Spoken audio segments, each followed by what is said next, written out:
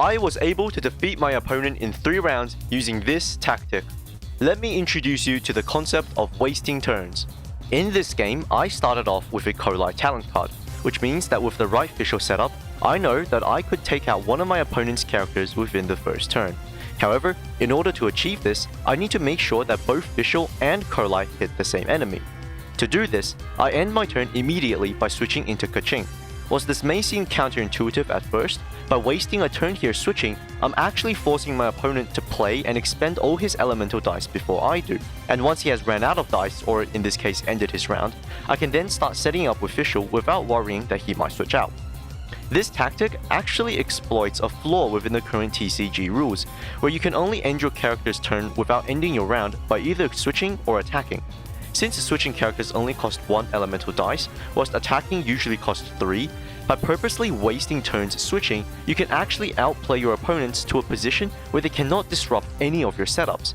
In my case here, since I started setting up after my opponent had ended his round, I not only picked up a KO within the first round, but also set up Quicken for my subsequent rounds. Within the second round, thanks to the Quicken setup in the first round, I was able to again knock out one of his characters despite them having a shield. If I hadn't baited my opponent's dice within the first round by switching, and instead attacked with Fischl within my first move, my opponent could have easily switched out Diluc for another character before Kolai could have had the chance to utilize the Electro Infusion, and this advantageous position that I'm in now would not have been possible. Finally, in the third round, my Quicken still had 1 usage left, which meant that I was able to again pick up the kill, and win this game within 3 rounds, killing one of my opponent's characters within each. And all this was set up simply by wasting my turns switching characters. Hopefully you see the advantages that simply switching characters can bring you. Now, is this a foolproof method? No. To counter a dice bait setup like this, you simply need to match your opponent's dice usage to yours, whether that's by also switching when they do, or just making sure that you're not spending all of your dice within the first 2 turns before they start setting up. As long as you leave a few dice ready for counterplay, you'll be fine.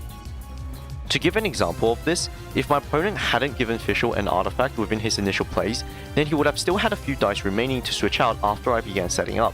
Even if I wasn't going for a 1-turn kill, he still could have been able to equip his artifact after his Diluc had attacked. If he had done this, this game would not have been this one-sided.